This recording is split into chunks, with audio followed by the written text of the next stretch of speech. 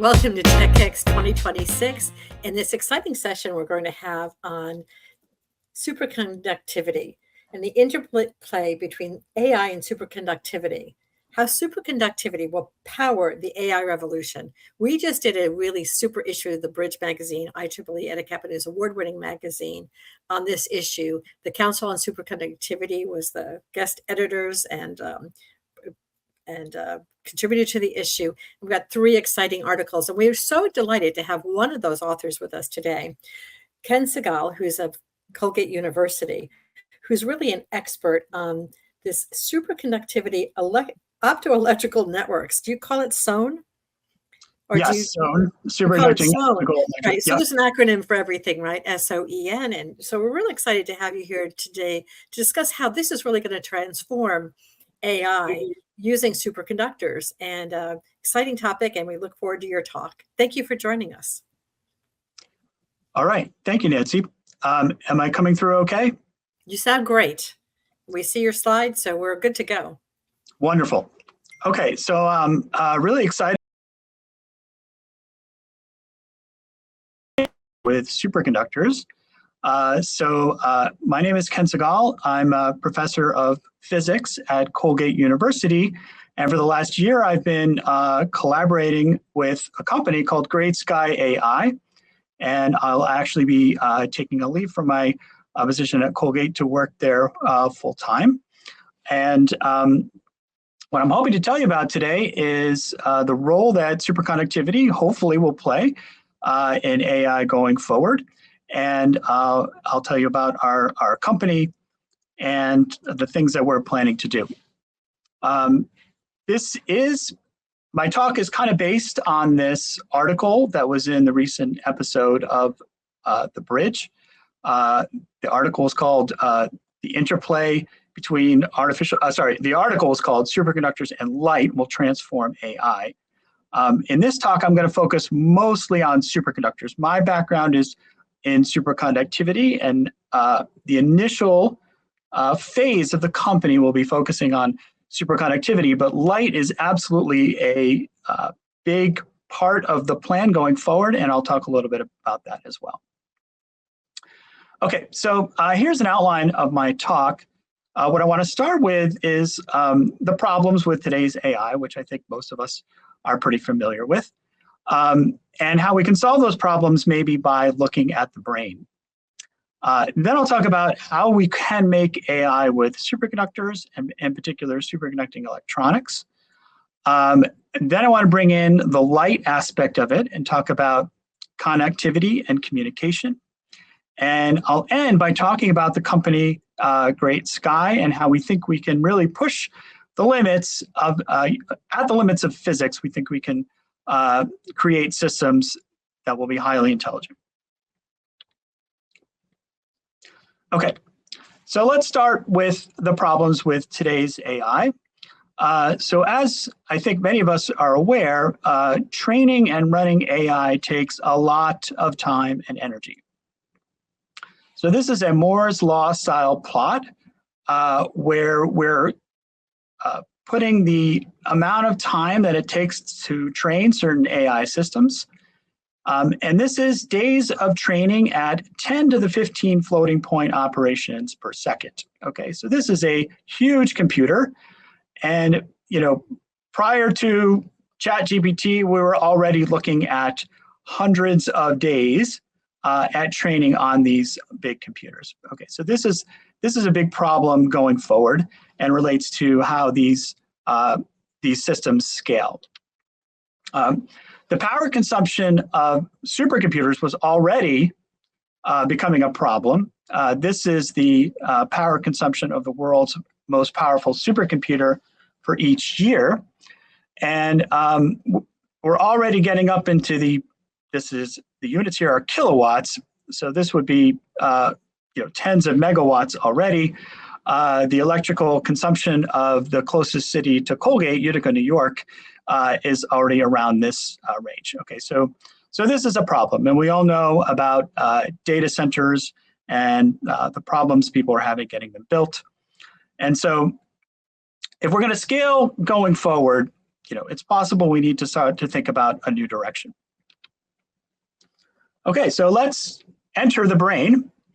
The brain has 86 billion neurons, over 100 trillion synapses, but only runs on 20 watts of power. And so the low power consumption of the brain has always made it kind of a good candidate to sort of structure an architecture around to build a kind of computing system. Even if we look at something like a housefly, which only has 100,000 neurons, it can fly around and do high-speed pattern recognition and navigation, basically something that no computer can do today. Okay, and it only has 100,000 neurons. And so just bringing in the technology, we have the neurons. Okay, the biologists would call those somas. Those are the big cells that create the action potentials.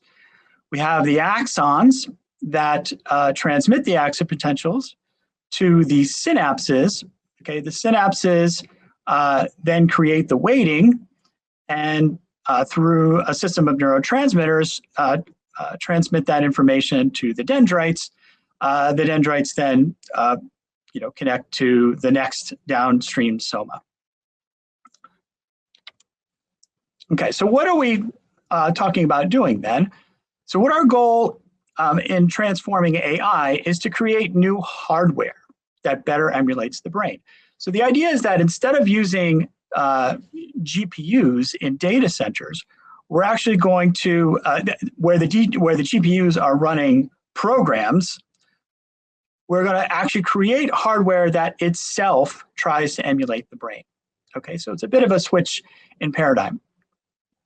So we need to borrow a couple of things that the brain does before we go forward.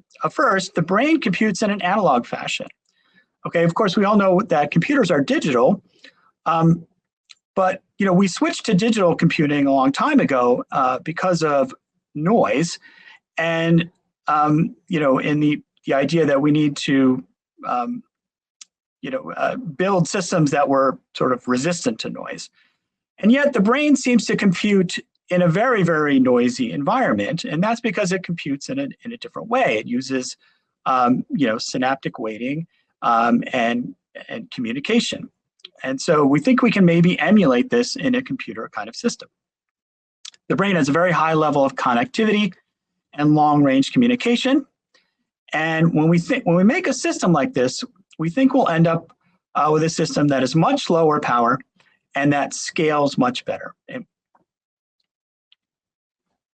Okay, so let's move on to the second part where we're talking about how can we make AI with superconductors. So I'll start with a brief introduction to superconducting electronics, and then I'll talk about how we can use superconducting electronics to make all the different parts of an AI or machine learning system. Okay, so the basic element of superconducting electronics is called a Josephson junction. So a Josephson junction, I've got a little picture of it here. It's basically two superconductors. So there's the light superconductor on the top and the dark one on the bottom, kind of going into the screen. And in between them, there's a very thin insulating material. Okay, so current kind of comes up here, kind of goes into the screen, and then kind of comes out there.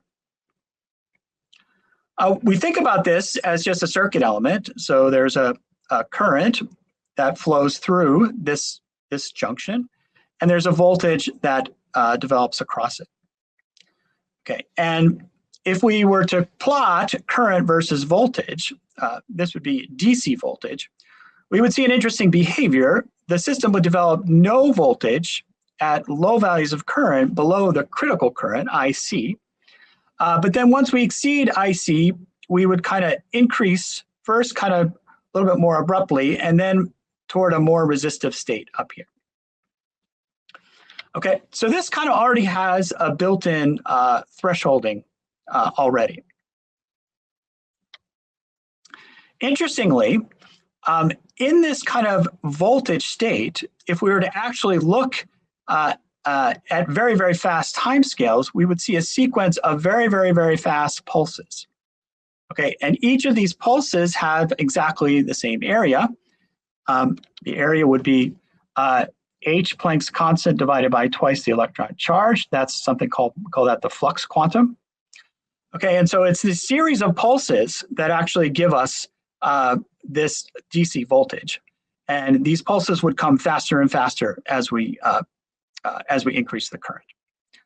Okay, and this pulsing, spiking, and thresholding is actually very, very, very similar to neurons, except it happens very, very fast. The time scale between these pulses would be something on the order of 20 picoseconds. If we put two of these junctions in parallel, we get something that's called a SQUID, a superconducting quantum interference device. And using combinations of junctions, we could take this current voltage curve of the single junction, and we can actually kind of morph it into functions that machine learning people would be very happy with. One of them would be like the rectified linear unit, the ReLU, where you have something that's constant and then increases. Okay, so that would be like this part of the IV curve. And if I work a little bit harder, I can actually make a sigmoid. I need a couple of junctions and a couple of inductors, but it's actually not that hard. Now, how do we couple in signals? What we can do is we can use mutual inductance. And so if we have currents that flow down wires, which we will just indicate like inductors here, because they do have inductance, but these wires are superconducting and have no resistance. These wires can couple in signals into, for example, the interior part of this loop here, this same SQUID loop. Okay, and I'll show you coming up is that we can put all these pieces together to do machine learning and artificial intelligence. Okay, and so just to sort of complete the recipe here, so we can use single Josephson junctions or SQUIDs as our thresholding element. We can do summation by taking currents, coupling them through mutual inductances, and putting them into collection loops.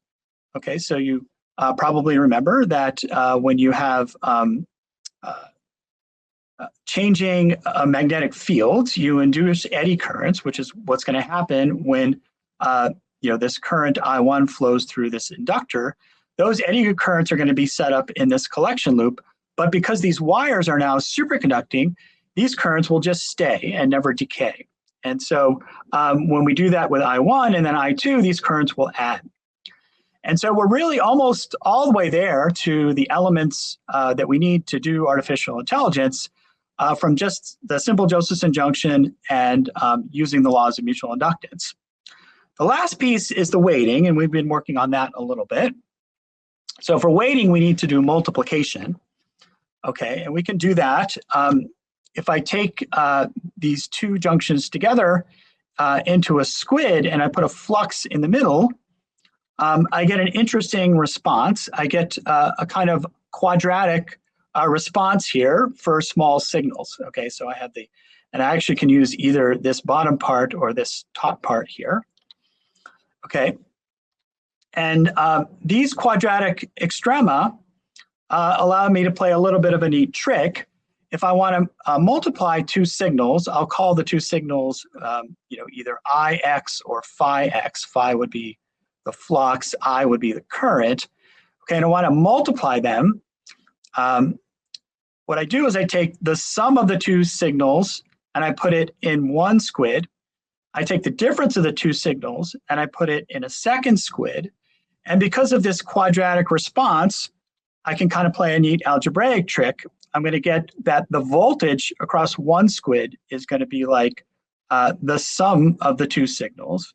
The voltage across the other SQUID is going to be the difference of the two signals.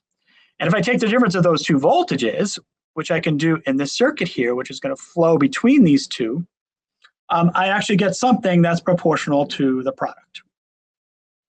Okay, and so this I out here will actually represent the product of these two fluxes or these two currents if I'm coupling them in through an inductor. Okay, so let me talk a little bit about some of these measurements which I've made over the last year or two. So this is my lab at Colgate University, and here's the fridge that I use. It actually gets down to about 3 degrees Kelvin, which is cold, cryogenic, but it's actually not as cold as a dilution refrigerator, which is what you would use for quantum computing, which would be about 30 millikelvin or something like that. So it is a cryostat. It does use power, and I'll talk about that later, but it's not quite as extensive as what they're talking about for some other computer systems. We have some electronics here that we do to do the measurements.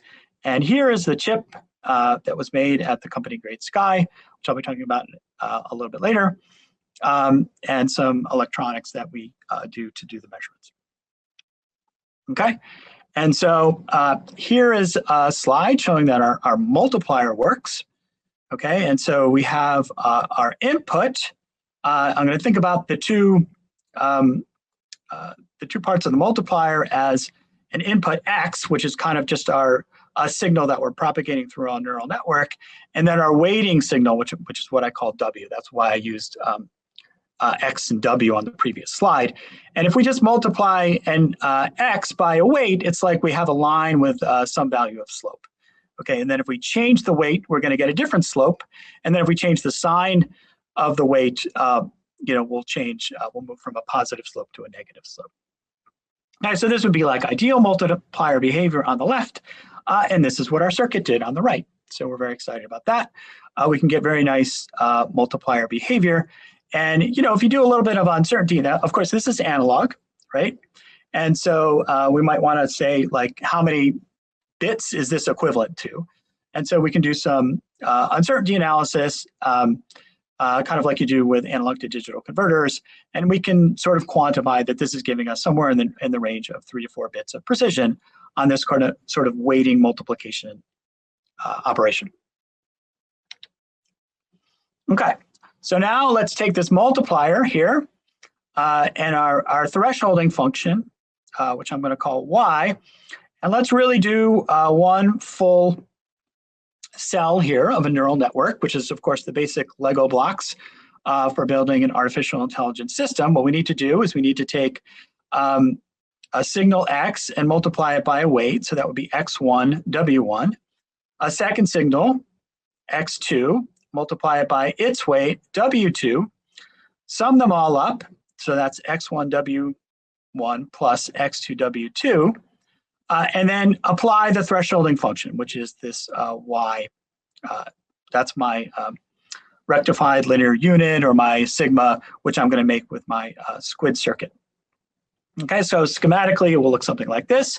I'll have one of these multipliers that I showed you on the previous slide that will produce this current as its output, a second multiplier that will produce this current. The sum will be in this collection coil, and then the readout squid will be like my thresholding element. Okay, so there's my weighting, my summing, and my thresholding. Okay, and we were able to do this successfully as well. As you probably remember from when you first started taking physics or calculus classes, if you have two vectors that each have two components, so I can think about my signal x as having, as a vector with two components, xa and xb, and my other vector w as having wa and wb. As we remember, the dot product is the product of the two magnitudes, x times w, where the magnitude is like the square root, it's the hypotenuse of this triangle here, times the cosine of the angle between them.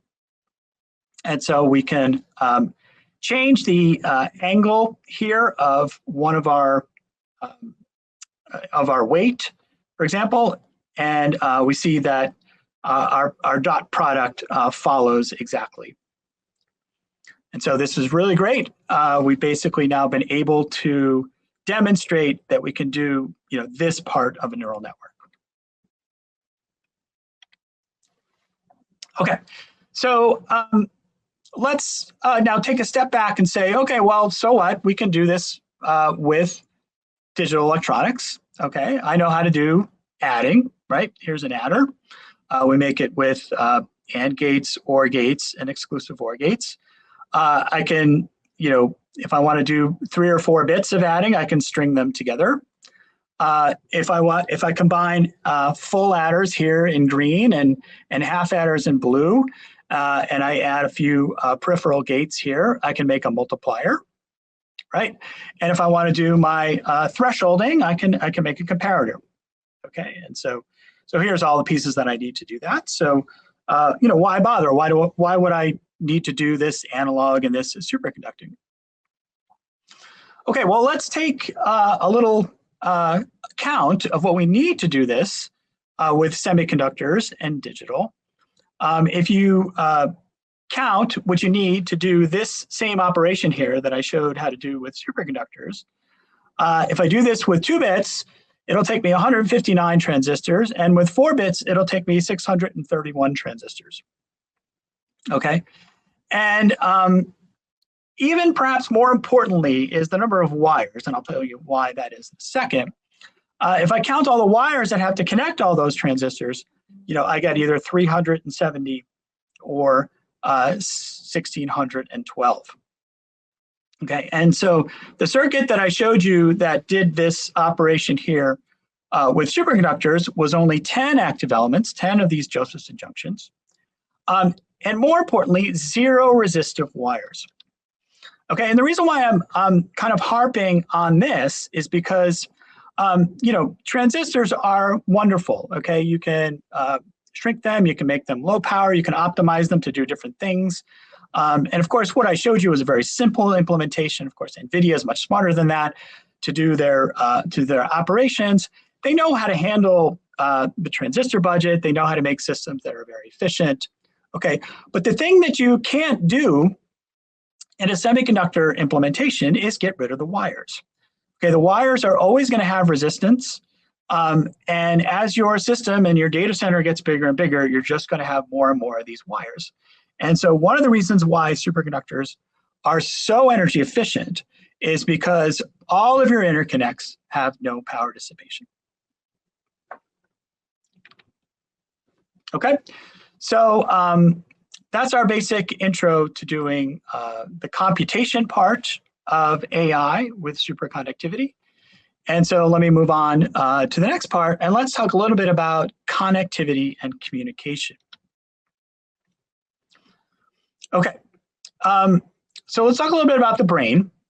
Okay, if you want to connect different regions of the brain, okay, so if you have one part of the brain that's doing visual, that's processing visual stimuli, and another that's doing information processing or recalling memories, you're going to need to be able to have different parts of the brain, maybe parts that are very far apart from each other, communicate with each other. Okay, and you want to do that in as few steps as possible. And so here's a nice result from kind of network theory, where it says that, okay, if I want to get to any node in the network with, on average, a few connections, I've got lines here for 2 or 3 or 4, and as the network gets very, very, very large here, which is my bottom axis, I'm going to need to have a pretty high level of interconnection. Okay, so on the y-axis here is my, what I would call my fan out.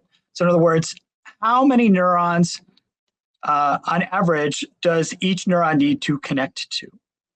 Okay, and so if we have systems that are, hundreds of millions or billions of elements, and we want to be able to get across the network in only a few steps, we're going to need fan outs, in the thousands. And in fact, each neuron in the brain connects to, on about average, 5,000 other neurons. And it's very, very difficult to make a system like this. If you think about just, building systems that maybe where, each part of the system is doing some kind of computation like a neuron does, and you just want to connect them all with wires, these wires are going to start getting longer and longer and longer. They're going to have more and more and more parasitic resistance and capacitance, and you're basically just going to slow things down. Okay. In addition, today's computers suffer from another kind of latency, which is often called the von Neumann bottleneck. Von Neumann, of course, was the person who came up with the architecture of today's computers, where you have the processor kind of in one part and the dense memory in another part, and they're connected with some kind of a bus. Okay, and so as computers are doing things, they're continually computing and sending bits over to the memory and then reading from memory to bring them back and doing compute. So there's kind of always traffic going across this back and forth and back and forth. And people have known for a long time that that's kind of sort of a bottleneck. Okay, and one of the things that the brain does is it always co-locates memory, which is the synapses, the synaptic weights, and the processing, which happens in the neurons and in the dendrites. Okay, and so by co-locating memory and processing, you avoid one of the problems of latency, which is this so-called von Neumann bottleneck. Okay, so we start there. We put the compute and memory together. So these are all kind of now these blocks here. And you can do that with superconductors. You can make memory cells out of inductors and Josephson junctions, just like I showed you that we could make squids and multipliers and thresholding elements. Okay, but now if we really want to do this and we really want to make something that's closer to the brain, we need to connect these. Okay, and we need to connect these with disparate regions. And so we're going to have to figure out how to do that. And what we're proposing is that we do that in kind of a dedicated architecture way. In other words, we do indeed make these direct long-term connections, as opposed to what a lot of systems do today, which is to do kind of a routing, right? So instead of saying, okay, I have some information here, if I want to get to here, I'm just going to route it like the internet, where I send packets of information and it has to try to find its way over there through some kind of minimal path.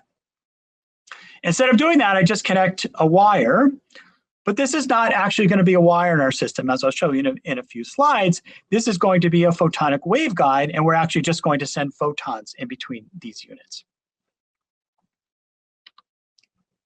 Okay, and when you do that, when you make these dedicated connections, what you can do is you can avoid this kind of communication bottleneck that a lot of the sort of semiconductor neuromorphic systems are suffering from today. Okay, so these are systems that are actually trying to build dedicated hardware by sort of networking computational units like I was just showing you, but they don't make dedicated connections because of this sort of parasitic and latency problem that I was mentioning. They do it with this routing of packets of information called address event representation. And what happens is that as you build the system bigger, it gets slower and slower and slower. And we've done simulations and calculations with our architecture, and we think that until we at least get up into the sort of tens of millions of neurons range, we think we can avoid that bottleneck by making these direct dedicated connections that are going at the speed of light, because we're going to use photons. Okay, so I think I've set the stage. Let me talk a little bit about our company, Great Sky, where we're really trying to make intelligent systems that are pushing the limits of physics. Okay, so the basic idea is that we're going to have these computational units made of superconductors, very similar to what I showed you. And we're going to communicate between these elements with light, at the speed of light. Okay, so the idea is that you have a neuron. Okay, that neuron sort of fires its signal, and when it does, that triggers a pulse of light, right, with a kind of a diode, so a light emitting diode. Okay, so we convert the signal from electrical to optical. And that signal can actually get really small. We're even thinking about going down to like the single photon level. So we get a little photon that's squirted out. And now, instead of connecting it with a wire, we route it through a photonic waveguide where there's no loss. Okay, so that photonic waveguide is routed with a dedicated path to its destination to some kind of superconducting dendrite, where we take that photon and we used a single photon superconducting detector, which I haven't talked about, but they exist. That's actually a whole field in itself. They're called superconducting single photon nanowire detectors. And that single photon is now converted back to an electrical signal. And we bring that back through dendrites to other neurons. Okay, and so in doing that, we really can make something that looks like this, where these lines are now photons traveling through photonic waveguides at the speed of light.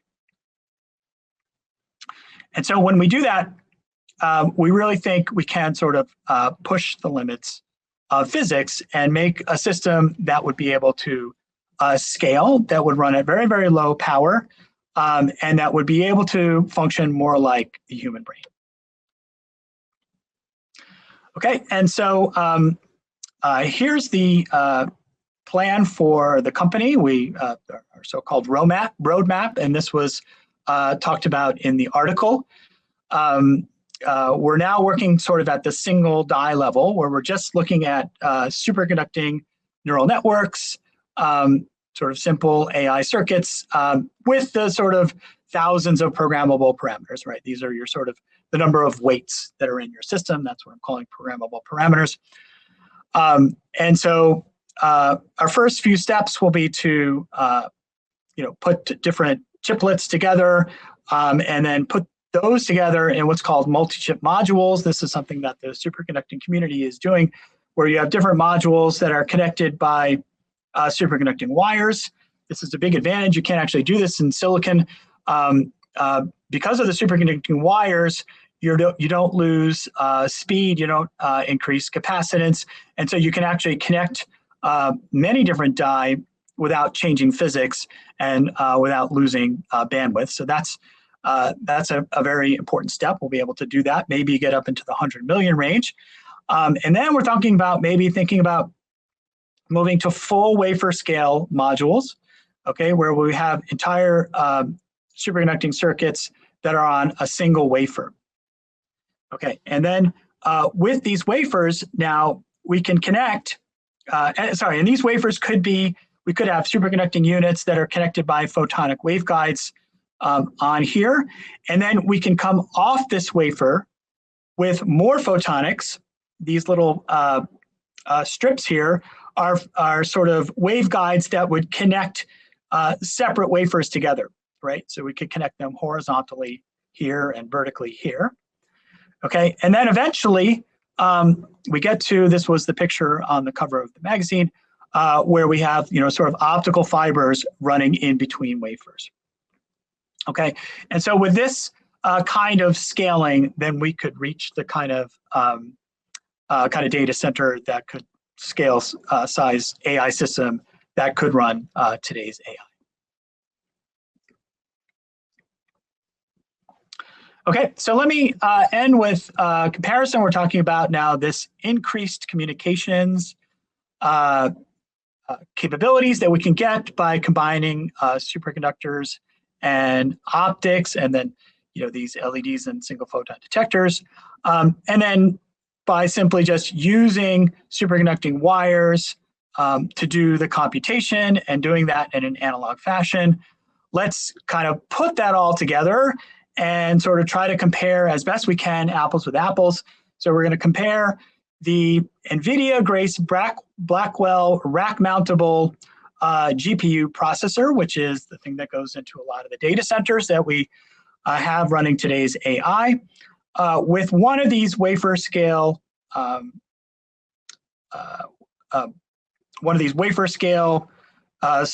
superconducting optical neural networks. Okay, so these would have roughly similar number of parameters. And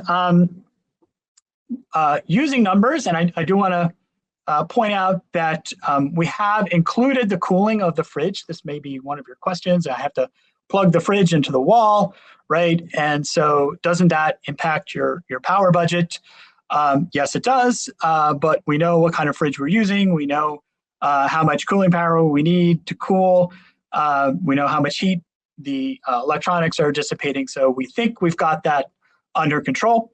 And when you do that comparison, you see that we get a modest increase in computation, but a huge increase in communication. And then when we start to think about doing certain tasks like processing video and making inferences, we get huge increases in both inference speed and inference energy. And so hopefully this is our takeaway message that by building a system like this, we can really get significant improvements over the state of the art, and we can continue to scale, right? The interesting thing about doing it this way is that we can add nodes to the system without losing this kind of bisectional bandwidth by simply adding more and more wafers and just making the system physically bigger.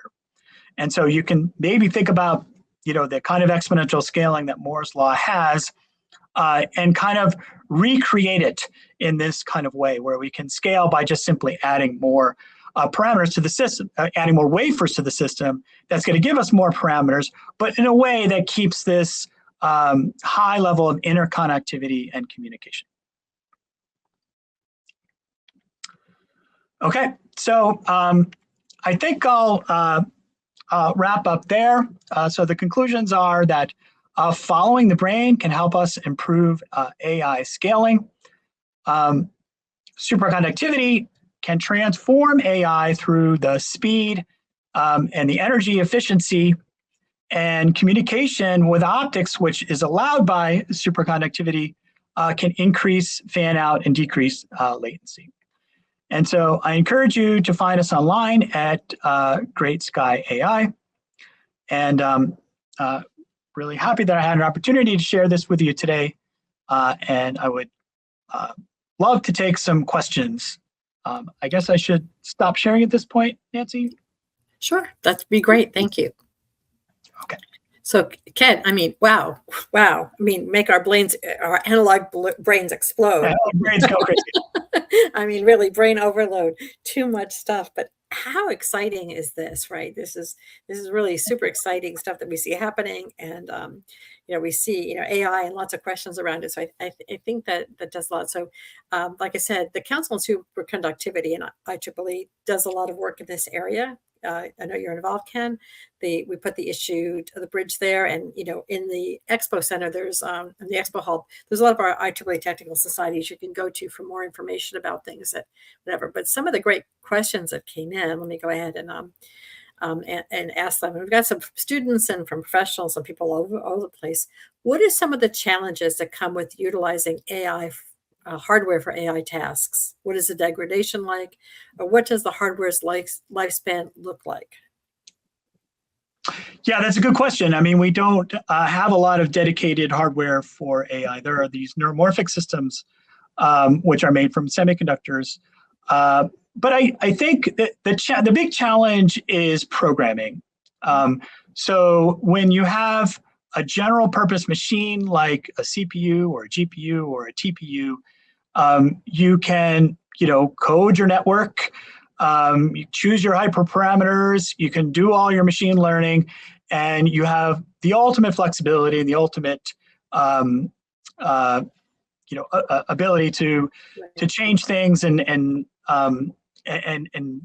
run whatever kind of AI system you want. If you have dedicated hardware, it's a little bit more challenging. You've got to load your parameters on your network. You still want to be able to train and learn, of course, and we're still going to do that. But you don't have as much flexibility to change the network architecture. Loading parameters is going to be harder. But this is what we're working on. This is probably our biggest day-to-day challenge. How are we going to program this thing? How are we going to teach it? How are we going to train it? Right. And so, we've got to come through with the goods. We've got to show you that that we can do this. But if you can, you really should reap a lot of benefits in terms of scaling Right. and being able to reach cognitive systems that have more capability. Sure. And she also asked her, what does redundancy look like in this approach?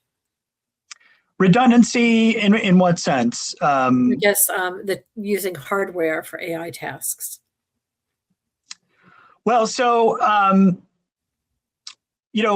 guess with intelligent systems, the idea is that the system is going to be able to learn and adapt and do the kinds of things that the brain can do.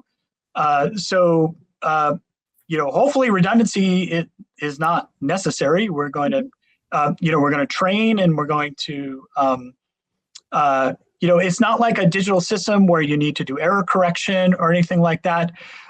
We'll have connections, and hopefully the network and the algorithms will sort of take care of that.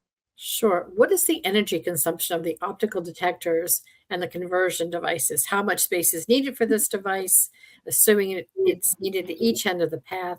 Is there a distance limitation that would be an amplifier that to be required? So you're talking about the superconducting nanowire detectors. Right. So they can actually be very small. They're not going to be our space limiter right now. And power wise, they're also very, very small. So when a single photon hits one of these detectors, you get a little bit of extra heat. But I think the bigger problems will be things like the heat dissipated by the biasing of the Josephson junctions or by the LEDs that are creating the photons. Most of our estimates say that those will be the bigger problems in terms of power dissipation. Perfect.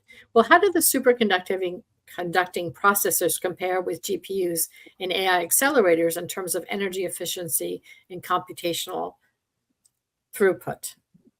Yeah, so that was the last slide that I showed. Again, we're in that slide, I'm comparing a hypothetical system that we're going to build to a real system. So in some sense, that's a projection. But with the sort of enhanced communication that we're proposing, and with the decrease in energy consumption from the superconductivity, it should be at least 100x better on either metric. 100x, that's great. Yeah. If it is trying to mimic the brain, have you ever considered completely liquid submerged system possible to mimic self-healing elements?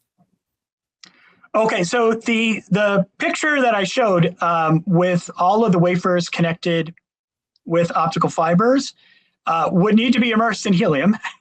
Because the helium is more than just for. If I forgot to mention that, it's got to be cold, so it would be in liquid in that sense.